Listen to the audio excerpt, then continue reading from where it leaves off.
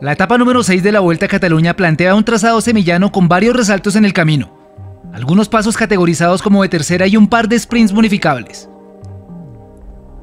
La dificultad más significativa sería el final con un breve repecho a 20 de meta, en donde se suponía que se darían los ataques. La jornada era apta para los pocos velocistas que se arriesgaron a venir a Cataluña, eso sí teniendo en cuenta que deberían sobrevivir al último muro ubicado cerca de la meta. Harold Tejada de la Astana estuvo involucrado en la fuga del día junto a otros 4 hombres.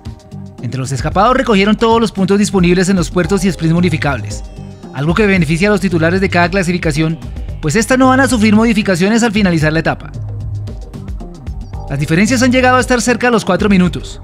No hay problema para los del lote principal que se toman el día tranquilamente y controlan la diferencia sin tener que apretar demasiado la marcha. La caravana tiene un paso por el circuito automovilístico de Barcelona. El recinto que ha sido testigo en innumerables ocasiones del rugir de los motores, hoy es escenario de la fiesta de las bielas. Aunque sin público, no deja de ser una agradable postal que merece ser vista por todo el mundo. Entrados en el último tramo de carrera viene la casa de los fugados y los movimientos. En la cima del puerto es el Ickesberg quien acelera e intenta tomar ventaja en el descenso de la montaña. Los hombres del Bora inmediatamente salen a la marca e impiden que el de la Arkea saque diferencias. Luego vendría el show del de Koning que empezaría a ponerle picante a la definición.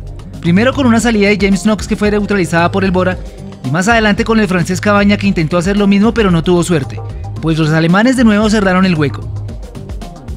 Los movimientos del día beneficiaron a Ineos pues no tuvieron que ponerse al frente para defender la camiseta y dejaron que otros equipos hicieran el gasto.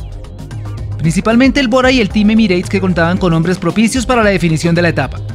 El final lo disputaron entre Daryl Impey del Israel Startup Nation y el eslovaco Peter Sagan. Este último supo hacer valer su experiencia y se impuso al sudafricano a pesar de entrar incómodo al sprint. En tercer lugar arribó el colombiano Sebastián Molano del Team Emirates.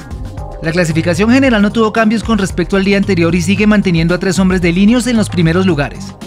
Adam Yates sigue como líder, Richie Porte a 45 segundos y Geraint Thomas a 49. Le siguen Alejandro Valverde y Wilco Kelderman a 1.03. Sexto Esteban Chávez a 1.04. Luego Joao Almeida a 1.07. Hugh Carty a 1.20. Sepp Kuss a 1.29. Y cerrando el top 10 Simon Yates a 1.32.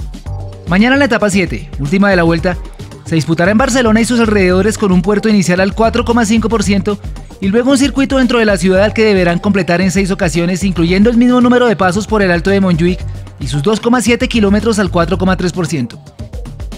Gracias por ver el video y hacer parte de nuestra comunidad de ciclofanáticos. Si aún no estás suscrito al canal puedes hacerlo dando clic al círculo negro. Un feliz día para todos.